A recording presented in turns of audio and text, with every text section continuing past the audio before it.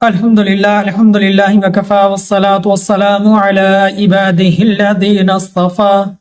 اما بعد فاعوذ باللہ من الشیطان الرجیم بسم اللہ الرحمن الرحیم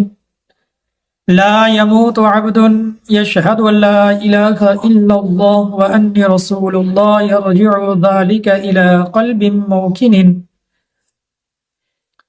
الا دخل الجنہ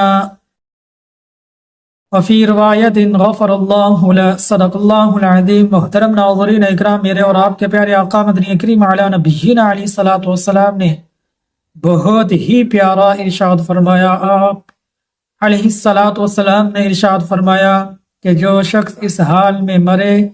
کہ لا الہ الا اللہ محمد رسول اللہ، پکے دل سے شہادت دیتا ہو، وہ ضرور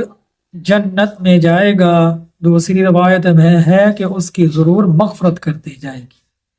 اب دیکھیں ناظرین اکرام، اللہ سے دعا ہے اللہ ہمیں اس طرح اخلاص کے ساتھ لا الہ الا اللہ محمد الرسول اللہ پڑھنے والا بنائے، صحیح اخلاص کے ساتھ ہر نیک عمل کرنے کی توفیق عطا فرمائے۔ اب ناظرین اکرام، جتنی تصحیح نیت اور جتنا اخلاص ہماری نماز پڑھنے میں، قرآن پڑھنے میں، نیک اعمال کرنے میں ہوگی، تو اتنا ہی ہمارا نیک عمل، اخلاص کی برکات یہ ہوتی ہیں کہ اللہ کی رضا کے لیے اخلاص کے ساتھ جو کام کیا جاتا ہے، پھر اس کام کو اللہ تبارک و تعالی ضرور بھی ضرور اس کو قبول فرماتے ہیں۔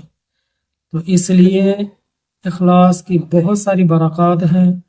اور اخلاص کے ساتھ ہر نیک عمل کرنے کی توفیق عطا فرمائے، آمین یا رب۔